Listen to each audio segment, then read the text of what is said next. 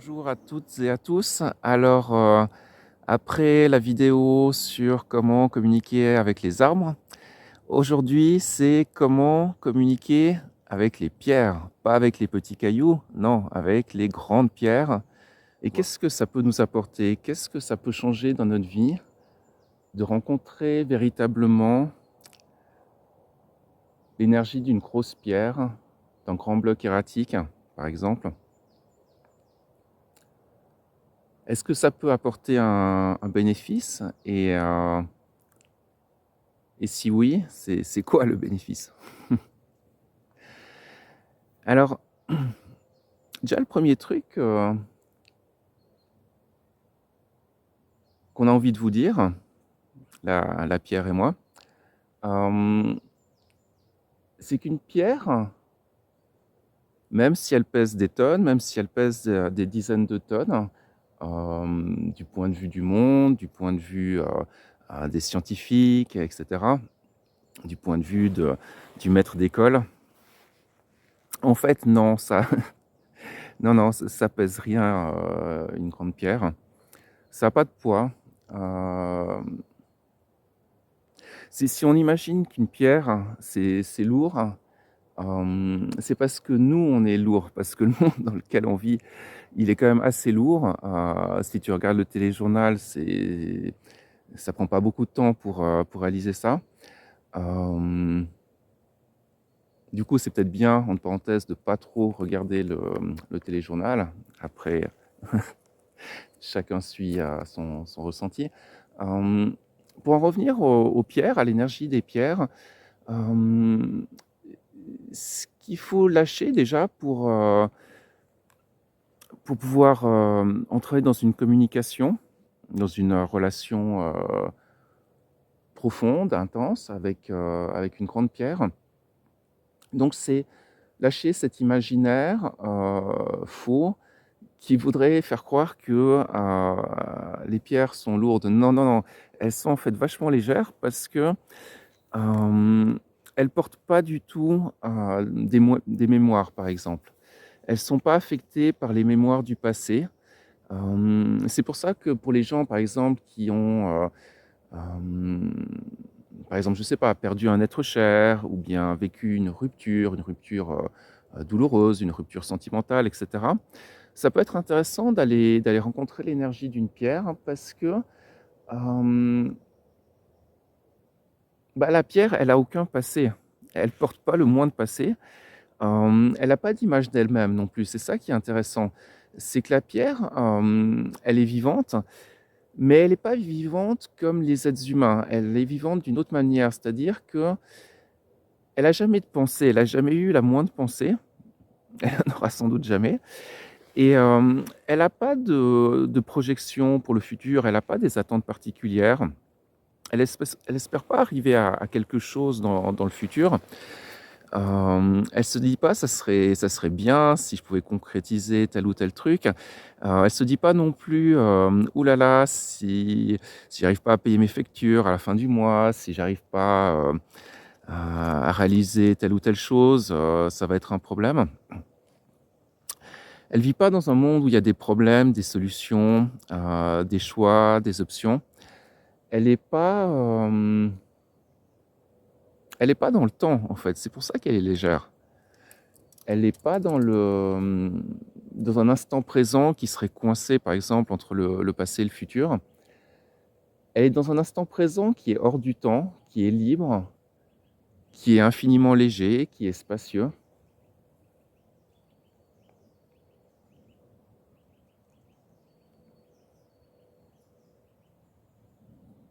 Et donc concrètement, comment tu peux faire pour, aller rencontrer une pierre, pour entrer dans un dialogue, avec elle? Alors tout simplement, ben, il faut être dans un endroit qui soit inspirant. Des fois, il y a des belles pierres, mais qui sont à proximité d'une route, d'une autoroute et cetera, d'un endroit très fréquenté. Évidemment, ça, c'est pas l'idéal. La pierre, par exemple, qui est juste là derrière moi, je suis dans un endroit, très sauvage, où il y a un petit peu quand même des gens qui passent, mais c'est que des gens de la région qui connaissent ce coin. Tu à quelques kilomètres, quelques dizaines de kilomètres de la ville d'Aigle, où j'habite en Suisse et donc voilà, c'est un lieu très, très calme. Heu, je pense que cette pierre, elle est indiquée nulle part, que personne n'en parle dans aucune documentation.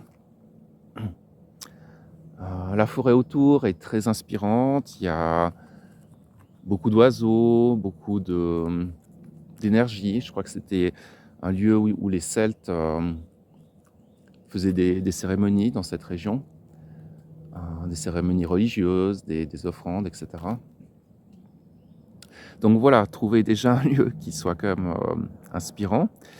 Après bien sûr, ben, hem, c'est toujours un petit peu la même idée, hein, pour rencontrer les énergies de la nature, que ce soit les pierres, les arbres, l'énergie de l'eau, l'énergie du vent et cetera. Bah, c'est toujours, d'arriver à faire taire son dialogue intérieur ou en tout cas de pas être complètement submergé par lui. Hem, Si tu es tout le temps en train de te parler dans ta tête, bah, tu vas rien rencontrer. Si tu es tout le temps en train de décrire ce que tu vois au lieu de le sentir, c'est pas la direction pour entrer en relation mmh, avec la profondeur du vivant qui est autour de nous et ensuite il y a pas une technique, une méthode particulière. Tu peux, t'approcher de la pierre. Alors moi j'aime bien avoir un contact physique. Quand tu touches avec la main gauche, hem, tu vas plutôt ressentir. Heu, c'est plutôt un mouvement qui va connecter l'extérieur à l'intérieur. Si tu touches avec la main droite, c'est l'inverse. Tu peux poser le chakra cœur contre la pierre, tu peux poser le chakra du 3e œil ici, pour te relier à la pierre. Mmh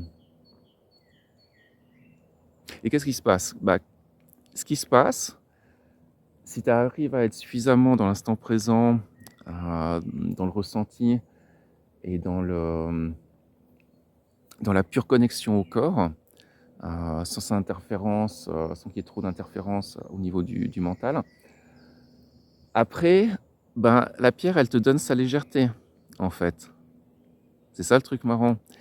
Si tu rentres vraiment bien dans une connexion avec la pierre, ton corps, il devient très léger. Ça, c'est assez chouette.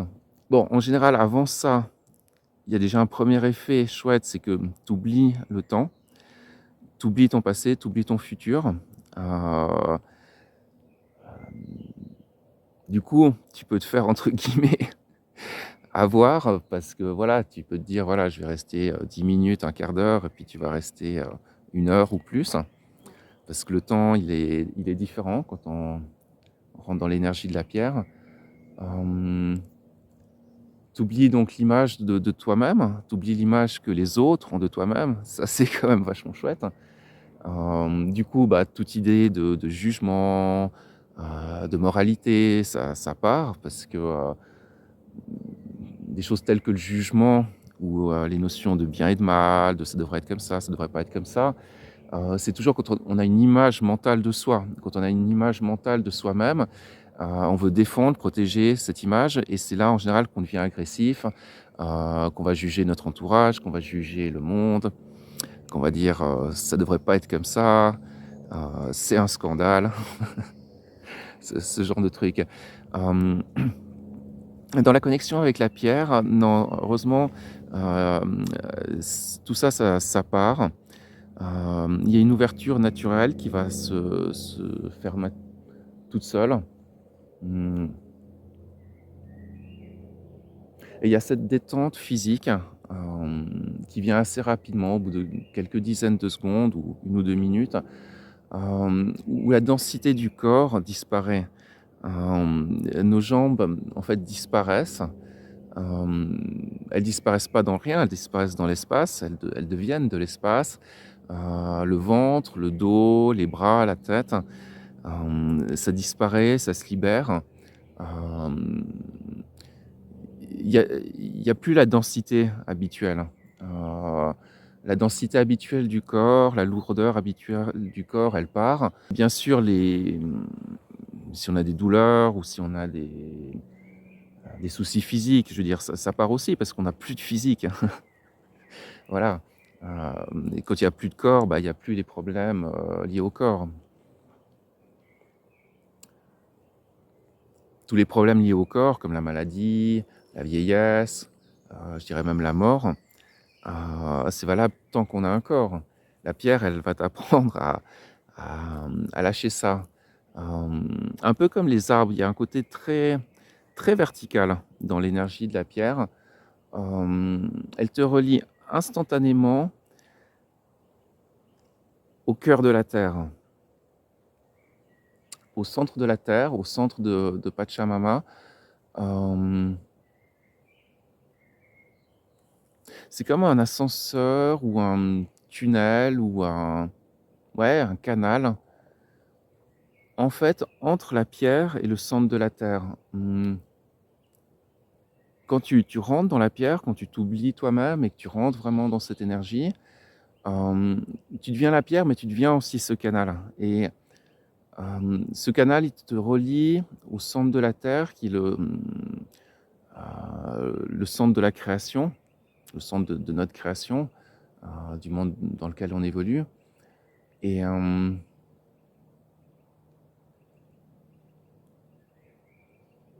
là, l'énergie, elle est complètement différente. C'est une énergie, hem,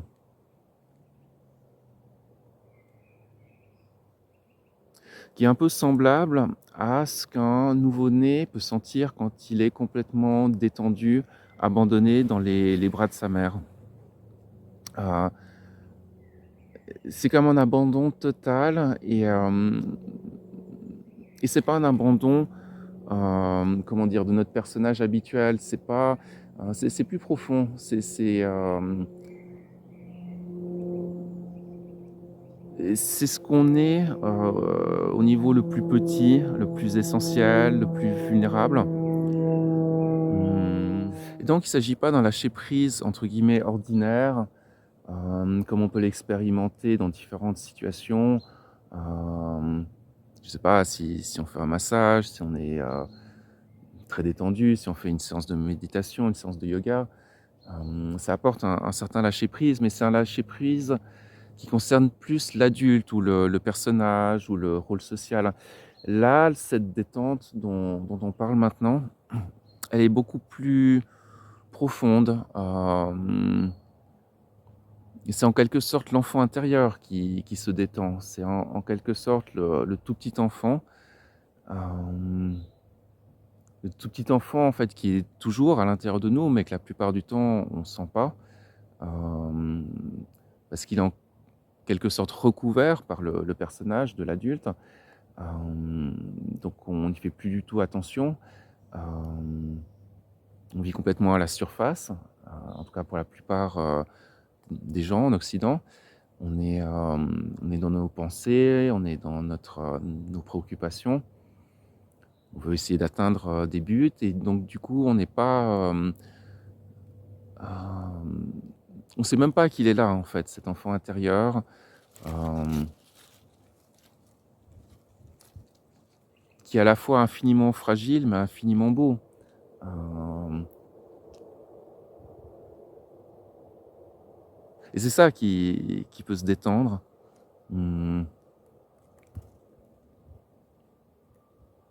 dans cette connexion qui est vraiment, mmh, comme une union profonde avec la terre, avec et ça, ce dont on parle maintenant, c'est juste une manière, hein, une manière de rencontrer les énergies de la nature. Mmh, c'est pas la manière, hein, c'est une manière et et je t'invite à jouer, à aller explorer, à aller explorer le ressenti. Mmh.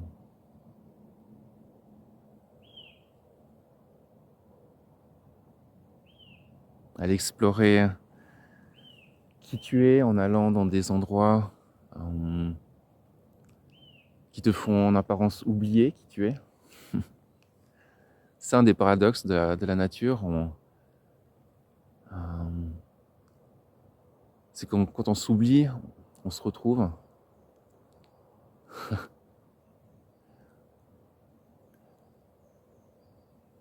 Quand on sait plus vraiment ce qu'on veut, où on est, où on va, il y a la possibilité de se sentir vraiment très bien, de se sentir vraiment à la maison. Mmh. Quand on est dans un monde qui est pas fabriqué par les humains, qui est pas fabriqué par le mental humain, hem, qui est naturel donc pur, mmh, non conditionné, bah, la beauté, c'est que ça va ouvrir à l'intérieur de nous, hem, comme une connexion à ce qui est pur, beau, non conditionné, non fabriqué.